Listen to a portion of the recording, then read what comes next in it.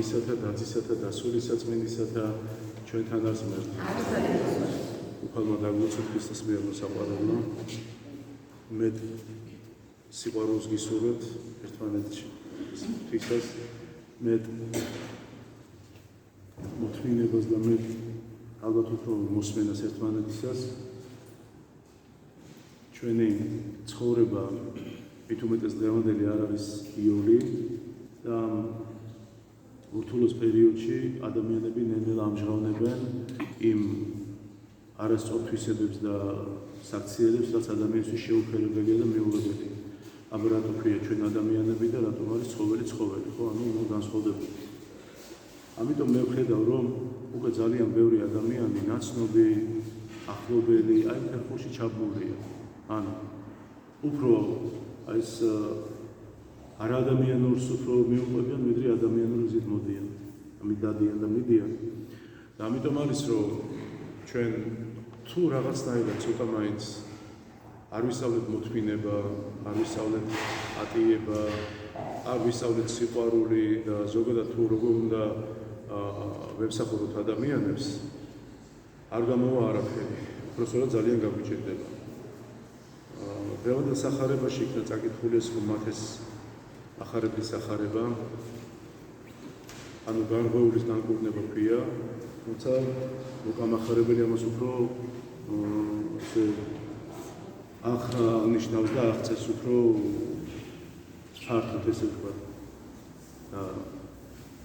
მოყავთ განღვეული, გახსოვთ ერთ სახარებაში სხვა იმაში, რომ 4-მა ჩამოუშვა თავიდან, მოყავთ განღვეული და მაცხოვარი შეხედავს და ეტყვის, რომ მოგეშინია შვილო და განკურნავს ამ ადამიანს, ადექი შენი ცხედარი და ვიდოდე. ფარისევლები ყოფნი განიკითხავდნენ და ამბობდნენ, რომ ვინ არის ეს, როგორ შეუძლია ცოდვების რომ მიუტევა მით უმეტეს. და მაცხოვარი ხდება მათ გულის თმას, რა თქმა უნდა, და ეუბნება, რატო განმიკითხავთ თქვენ გულშიო? რა უფრო ადვილია ის თქმა, აიღე ცხედარი შენ თუ მოგეტევა სოდვანი შენ. და რომ იცოდეთ, რომ ძეკაცს ეს ხელეწიფებაო და ეუბნება, რომ ადექ შენ გეუბნები, აიღე ცხედარი შენ, წადი და უკვირდა იყო ხალხს ეს მათემახრების სახარებაში ეს არის პირველი მერვე უხლები. მეცხრე თავია. ეს ჩვენ ბევრჯერ გამგვიხილავს ეს სახარება, მაგრამ აქედან მინდა კიდევ ერთი რაღაც თქვა, რომ აი ხშირად ყოფილა ადამიანებში, რომ როგორ ვაპატიებ ამბობენ, აი როგორ შეიძლება ეს ვაპატიო, ასე შემდეგ. მხოლოდ და მხოლოდ ღმერთს შეუძლია აპატიოს, მაგრამ ადამიანური ბუნებიდან უნდა გვახსოვდეს ერთი რამ, რომ მაცხოვარი გვეუბნება, თუ შენ არ აპატიებ, არ შენ გეპატიება. რა უყურთებო ჩვენ ამ სიტყვას როგორ მოვიქცეთ, მოვიყროთ პური, ეს არ არის არც მოციქულების, მით უმეტეს მოციქულების დაიჯერება და მით უმეტეს მაცხოვრისა. მაგრამ ჩვენ ამაში მაგრამ ერთი ესეთი კითხვაც მაქვს, ანუ რაში მივდეთ მაცხოვარს, ანუ აი რაში ვაძავთ, რაში მივდეთ. მაცხოვარმა თქვა, რომ გამომყევით მეო. აბა ჩავიხედოთ ჩვენს გულში სტიქაროსნები არიან, უბრალოდ რეულია, აი მივდეთ კი ჩვენ ქრისტეს, არა, ჩვენ დინებას მივდეთ ამაცხოვრებისას. ოღონდ მშივრები არ ვიყოთ, ოღონდ წყურვანი არ ვიყოთ, ოღონდ ჩასაცმელი გქონდეს, ოღონდ ეს ყოველივე თამაცხოვარი გვეუბნება, რომ ეს ყოველივე თქვენო მოგეცემათო და გვადარებს ველის ფრინველებს და შოშანებს და ასე შემდეგ. ეს ჩვენ ვიცით, რომ გავრილებოთ, მაგრამ კითხვა იმიტომ დავსვი, რომ აი ჩაუკვირდით ძალიან ვთხოვთ თქვენს ყოველდღიურ ცხოვრების რუტინას და რას დაინახავთ. ჭიანჭველებით 24 საათი წადიმოდი, მიიტანე შეჭამი გადაყარე, მოიტანე შეჭამი გადაყარე, რით განსხვავდებით ჩვენ ჭიანჭველებისგან? ანუ ჩვენს შემდეგ რა ნაკვალევს თხოვებთ, ანუ როგორ უნდა დავამჩნიოთ ჩვენი ცხოვრების ნაკვალევა. ამიტომ არის, რომ მუდმივად დედა ეკლესია აფრთხილებს ადამიანებს და მოუწოდებს, რომ ვერ ვიქნებით ნეთბილნი მართლმადიდებლურ სარწმუნოებაში. ესე არ გამოვა. ისევ შეგახსენებთ სახარებიდან. იმ ტალანტების მქონე მონები, რომლებმაც ორმა განამრავლა და მესამე მიმიშიშიტო, შენ შარიანი კაცი ხარო, უთხრა დაბლა და ანუ არ განამრავლა თავისი ტალანტები. ეს ტალანტები რა არის? ნიჭებია ადამიანის, რომლებიც ჩვენ უნდა გამოვიყენოთ. ძალიან ბევრი ძალიან სამწუხაროა, მაგრამ ძალიან ბევრი ადამიანი მარტო იმიტომ მოდის ტაძარში, მრევლის წევრები არიან, რამე უცხოს არ ვარ, რომ ეზიაროს. გესმით? ძალიან ცუდია. ზიარება თავისთავად კარგია, მაგრამ ის რომ იმის იქით ვერაფერს ვერ ამჩნევ და ხედავ ძალიან ცუდია. იგივე, აი ძალიან ხშირად ყოფილა რომ მოინათლა ადამიანი და ცხონდება. არ არის ესე. ეს ბაპტისტურ ეკლესიას აქვს ესეთი სწავლება, რომ ყველა ცოდვა მოგეტევება და მასე რომ იყოს ადამიანს ყიდა ვერ გამოიყვანდი. ესე არ არის. ამიტომ არის რომ მუდმივად მოძღვრებს გვიწევს ჩვენ ძალიან ბევრ წინს სამაგიეროდ როცა ჩვენ საუბრობთ ან ეს არის აი ბევრჯერ ვთქვა თუ მამა აი ესე მეგონა ჩემზე საუბრობდი ზუსტად იმიტომ არის ხადაგება თვითონ ადამიანმა თავის თავში დაინახოს ის ნაკლოვანებები და თუნდაც ის სიკეთენი რომლებზეც საუბრობს წმინდა სახარება. ამიტომ არის რომ ჩვენ როცა საუბრობ და ლაპარაკობთ ეს არ უნდა იყოს ეს ერთჯერადი და არ უნდა იყოს ერთ ყურში შეუში და მეორედან გაუში. თუ ადამიანმა არ დაამჩნია კიდევ ვიძახი ის კვალი თავის ცხოვრებისა, გახსოვთ ხო ერთხელ მოგიყევით მამისა და შვილის დიალოგი, თოქში რო გავა მამა და უკარო შვილი მისდევს თავის და მამა ეუბნება რომ არ ჩაიფლაო მაგ ნაკვალევზეო, ხო და მამა ვეშენი ნაკვალევია, ეუბნება, შენ ნაკვალევს მოუყვებიო, უთხრა. და იქ დაფიქრდა მამა, შეიძლება ბევრ მარცს ამგვახსენი, რომ რას ვაკეთებ მე ჩემს ცხოვრებაში, რომ ჩემმა შვილმა აი ნაკვალებზე რომ გაიაროს, რას დაინახავს, რას უტოვებ. მაგრამ ნახეთ, აქ არა სიმდიდრეზე, არა სახლზე, არა აგარაკებზე და ბოლო მოდელის მანქანებზეა საუბარი, არამედ იმ სულიერ დატვირთვაზეა, რომელიც მამისაგან შვილს უნდა გადაეცემოდეს. შვილს, თავის შვილის და ასე შემდეგ. იმიტომ რომ ჩვენი წინაპრები ასე ცხოვრობდნენ. როგორ ლოცულობდნენ, დღეს მამაკაცებს ლოცვა არ უნდათ, ეზარებათ. ეგ კი არა, ცოლებსაც დასცინიან. იდგა წინ მამაკაცი ოჯახის უფროსი, ლოცულობდა და უკან მთელი თავის სამყარო, თავისი ოჯახი, საყვარელი ცოლი, ქალბატონად რო ყავდა აღიარებული და საყვარელი შვილები. აი ასე მოვედი ჩვენ, სხვანაირად ჩვენ ახამდე ვერ მოვიდოდი. და დღეს ცოლი და ქმარი და პირიქით ერთმანეთს დასცინიან. ანუ პატივისცემა აღარ არის და ბუნებრივია ჩვენი შვილები რომ იზრდებიან ჩვენივე სახლებში, რას ისწავლიან? შეიძლება გავრცობა, მაგრამ არ მინდა რომ რაღაცა ისეთი წარმოდგენა დაგჭირთ თითქოს აქედან მე რაღაც იმას არა ესე არ არის. მე ხშირად მithქვამს თქვენთვის რომ თითოეულ ადამიანს აქვს თავისი დანიშნულება ამ ქვეყანაზე მოსვლისა, მოვალეობები, მაგრამ სიყვარული რა თქმა უნდა და გასაკეთებელი საქმეები კიდე. ანუ ექიმი რომ ავიღოთ, გინდღდელი, ნებისმიერი პროფესია რო ავიღოთ, არ აქვს მასწავლებელი, ინჟინერი თუ სიყვარულით არ შექმნა, ის შენობა ნაგებობა დაინგრევა. ვერ იარსებებს, იმიტომ რომ მოვალეობის გამო იქნება. არის რაღაც რაც შენ გევალება, მაგრამ არის რაც რომ სიყვარულით უნდა აკეთო. ამიტომ არის რომ მე ხშირად ხადაგებ ამაზე. როცა მრევლი, ეგრეთ წოდებული, მობრძანდება, ეგრეთ წოდებული რატომ? მას რამე დასაკვირვებელი კი არ არის. როცა ადამიანი მრევლის ნაწილია და როცა ადამიანი თulis რომ გრიუ ხანსტელის ან ნებისმიერი ტაძრის ესე ვთქვათ წევრია ეკლესიისა, მაგრამ არც ერთ საქმეში მონაწილეობას არ იღებს, ის ძალიან შორს არის ამ ფრაზებისგან და ზოგადად ამიტომაც დავაკონკრეტე მე იგივე, თუნდაც ტიქაროსანი არ აქვს მნიშვნელობა. იმიტომ რომ ერთობა ზუსტად ეკლესია, სხვა არაფერს არ ასახავს ეკლესია, ეს არის ერთობა. და თუ ერთობა არ გვექნება, რაც თვითონ ქრისტემ დაგვიბარა და დაგვიტოვა, მე ამიტომ გეუბნებით, რომ ხო ვიღაცამ სიმართლე უნდა გითხრათ ახლა, საიდან გეტყვია სიმართლეს, რომელი ტელევიზია გეტყვით თქვენ სიმართლეს, არც ერთი, ხო? ამიტომ არის მუდმივად ჩვენ ამ სადაროჯოზე დგებათ, რომ თუ არ გვექნება ეს, აბა თქვენ დალოცულობა, მაშინ თუნდაც ჩემ თავს ვეუბნებით, აბა ცხონების სურვილი და ის საიდან როგორ? სათნოებები თუ განაბნიე ყველაფერი და თუ ეს ტალანტები არ აგაგ და დამარხე და ნაყოფი არ გამოიღე, ის რომ საიდან მოვა ეს ყველაფერი? და ყველაზე მთავარი თემა. დღეს კაცობრიობა ზოგადად მარტო საქართველოს ჩვენი ქვეყანა არ არის, კაცობრიობა არის ასეთ მდგომარეობაში. სიმართლე გახდა სირცხვილი და ტყუილი მოწოდება ადამიანებისა. და თუ შენ, აი ადამიანი პირობითად ავიღოთ, არ აქვს მნიშვნელობა. აი მისნაირი არ ხარ, შენ საზოგადოებაში არ აქვს წილი. ხვდებით სადამდე მივედი? ანუ ნახეთ, დღეს უკვე ქრისტიანობა მერთმა დაგვიფაროს ეს ყველაზე არ არის, მაგრამ სასაცილო თემად აიგდეს ადამიანი, შენ ლოცულობ, შენ მარხულობ და აი ესეთი აქამდეც კი მივედი. ეს არაფერია იმისა, თუ თუ გონს არ მოეგო ქართველი ერი გაიხსენეთ, აბა რა მოხდა 89 წელს 9 აპრილი საით იყო ერი მიდრეკილი არა ეკლესია არა პატივისცემა ბატონო ილიათი მოიხსენიებდნენ პატრიარქს აბა არ გახსოვთ ეს პერიოდი და მოხდა ის რაც მოხდა აუბედითი ღამე და მთელი ერი თითქოს ამ ყველაფრით ამ დიდმა უბედურებამ მოაქცია რატო ეს იმიტომ ადამიანი გაჩენილი უბედურებით უნდა მოდიოდეს ტაძარში არა ღმერთთან ადამიანი დიდი ბედნიერებით უნდა მიდოდეს მადლიერებით და ბედნიერებით იმიტომ რომ სამადლობელია ადამიანს ყოველ წუთს და წამს ღმერთისთვის დღეს ადამიანებმა დაიტოვეს რა არ შეუძლიათ მიღება შენიშვნის ადამიანებს ეგრეა ზოგადად ცხოვრებაში ანუ ვერ ადრე იყო მხილება აბა გაიხსენეთ ადამიანს მიუთითებდი აი დავუშვათ ეთყობდი რომ არა შესაფერისად გაცვია დაუშვათ ტაძარში რო დგეხარ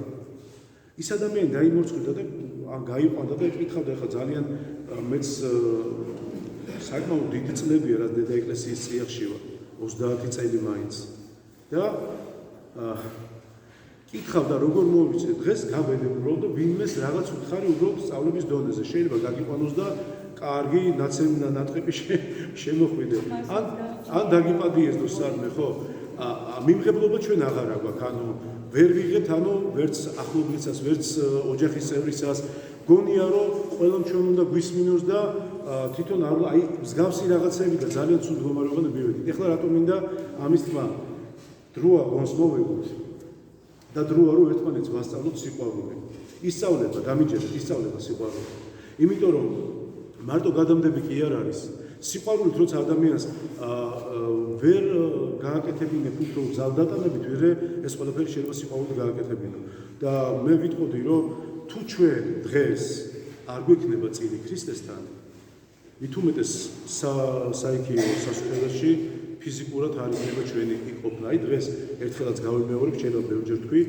ახალმა ქართველებმა რატომ ვიძახი ახალ ქართველებს იმიტომ რომ დღეს რომ მისცე უფლება სახარებასაც და ზოგადად წმინდა წერის თავიანთი ინტერპრეტაციით გადათარგმნიან და ისე მოგაწვდია რომ ღმერთი ყველაფერს პატიობს და ასე შემდეგ კი ბატონო ვეთანხმებით ერთ რამეში ხოლო სინანულის მერია ეს ყოველივე და არა შენ როცა გინდა გააკეთე როცა გინდა იმრუშე როცა გინდა იქუდე როცა გინდა მოკალი დაფალი ესე არ არის მადლობა ღმერთს რომ ესე არ არის და ბოლოს ძალიან გთხოვთ ერთი რამ გავითვალისწინოთ ყველა მეც და თქვენც რომ ქრისტეს ეკლესია და მისი სწავლება არც ერთ საუკუნეს არ უქმდებარება ანუ არ შეიძლება ეს შეცვალო გესმით შეიძლება შევცვალო სიტყვით როგორც მოძღვარმა მოგისმინო და შენ წირვაზე დაგაგვიან და დაუშვათ მოგცე უფლება რომ გაზიარო რომ ვიცი შენი სულიერი მდგომარეობა მაგრამ დოგმატიკაში მით უმეტეს ქრისტეს სწავლება შეიცვალოს წარმოუდგენელი რამ არის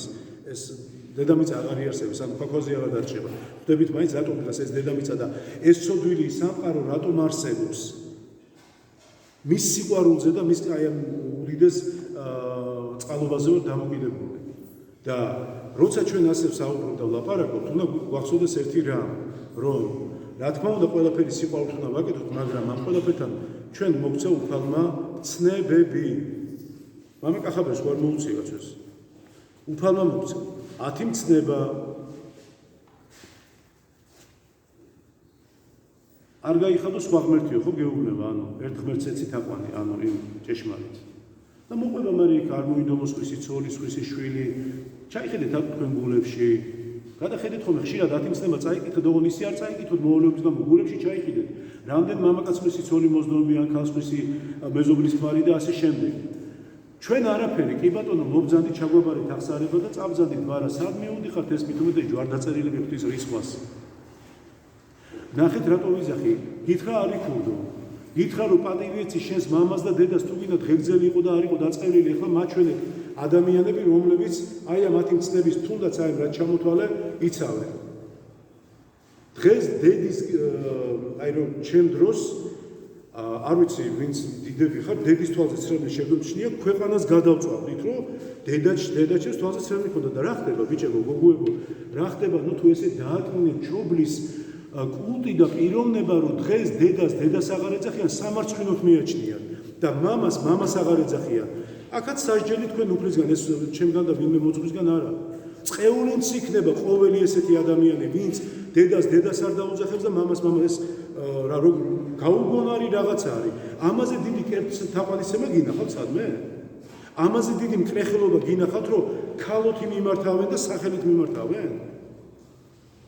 ემოციურია მამაკაცები, ემოციური ვიქნები, ბუნებრივია. რაც გადააუღმართეს ყველაფერს ჩვენ მაპატიი და ვტენიან, რომ ეს ნორმაა და არ არის ეს ნორმა. პირიქით, ყველაზე დიდი მკრეხელობაა. და ყველაზე მთავარი, რაც ჩვენ გადავხედოთ, აბა ვისაც სოციალები აღარ ყავთ მშობლები, რამდენ რამე გაქვთ გამოსასწორებელი მათთან ურთიერთობაში, რამდენი ბუდიში გაქვთ მოსახდელი. თუნდაც მე ჩემი მეცოცხლები ყავს მერთად ითხრას მიცოცხლს, მაგრამ რამდენი ბუდიში გაქვთ მათთან მოსახდელი, რამდენი თუნდაც გადაბრუნებული სიტყვა, თუნდაც დაღლის გამო, ხო, ზოგი ჩავარდნილია, გვიკეთებია და შემდგომში ერთი გაბრაზებით შეიძლება ყველაფერი წყალში ჩაგვიყრია. არ არის ესე? ამიტომ არის, რომ დღეს რატომ გიყვით ჩვენი შვილები, რომ ესე გვექცევიან ჩვენ? რატომ? რაც დავთესეთ მიწაში და ჩავთესეთ, ნაყოფი გამოიღო. დღეს ჩვენი შვილები ვერ ხვდებიან, უნდა დაფიქრდნენ რა არის მამიდაშვილი, რა არის ბიძაშვილიშვილი, რა არის პაპი და დაუშვათ პაპის და თუ ვიღაცას მოყვა აქამდე კიდე ხო ვერ ხვდებიან. უნდა გაუშიფრო ეს რა არის. ოღონდ მე პატარებზე არ მასაუბარი, დასრულებზე. და ესეთი რაღაცა ჟღერს, რატომ მოდის სტუმრად? თავის სახლი არა აქვს? ეხლა მე გეკითხები თქვენ, ჩვენ დროს სტუმრობა და შეხვედრა გვიხაროდა, რამოდენიმე დღე გრძელდებოდა, ნათესავები იკრიბებოდნენ და განსაკუთრებით იყო სასიამოვნო თბილისში ახალი წელი და სოფლად ძველი ახალი წელი. საოცარი იყო ეს დაუწყარი წლები იყო ჩემს ბავშვობაში. რომელი ძველი ახალი შეიძლება კარები არ გაგიყო რომ დაუკვირდე.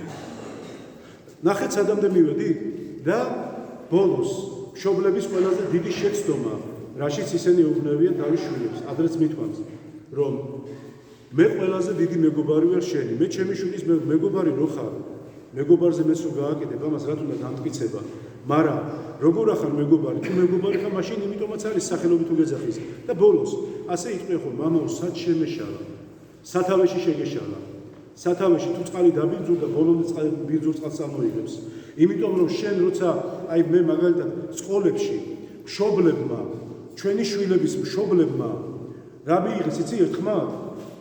გაებუნძულებინათ, გაეტანათ სკოლიდან რელიგია და მშობლების 80%-მა ხმამისცა ამას. ხვდებით თქვენ სად ვარ ჩვენ ამ მომენტში? ანუ რო იტყვია რა ჭირი გვჭირს ჩვენ დღეს? და რომელ რელიგიაზე ველაპარაკებთ ხალხო? ელემენტარული ბავშვებმა გამარჯობა არის და შეხედეთ ბავშვები როგორ დადიან. 21 საუკუნის ბავშვები ესე დავარქვი მე ამან. გამარჯობა არა, არანაირი ის არ აქვს, აი ვიღაცა შეიძლება ძალიან ეწყინოს, ხადაგება მოისმინოს, მაგრამ შეცოდების ზნობა არ აქვს, სიყვარული ნაკლები არ არის, არ არის. ეხლა ჩვენ ბავშვებზე რო არ ვარ ლაპარაკი ხვდებით თქვენც არა? და ყველა დრითის დავწყე ჭიანჭველებით, შევძვერი, გავძვერი, მოვიტანე, გარეთ რა ხდება, ქვაქვაზე არ დაჩენილა, ჩემთვის უერთია. და სხვა რამე კი არისო იმ ქალაქებში, რომლებიც დაიღუპა და აღიგავდნენ მიწისაგან პირისა და იმპერიები და სხვა რამე კი არ ხდებოდა. მერთმა დაგვიქვა, რომ ჩვენ ამ სიტყვას ვერ ვიხმარ მე, რომ ღვთისაგან გადმომილება გჭირს, არა, მადლობა უფალს არიან და საქართველოში კიდევ უფრო მრავლად არის ღვთისმადლი.